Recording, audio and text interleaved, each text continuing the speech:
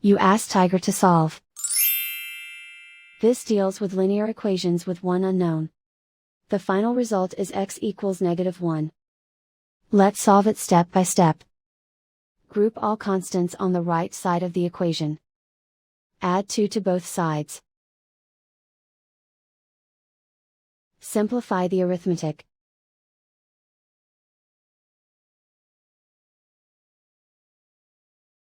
Isolate the x. Divide both sides by -2. Cancel out the negatives. Simplify the fraction.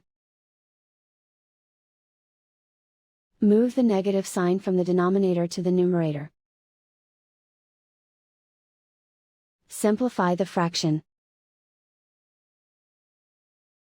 And so the final result is x equals -1.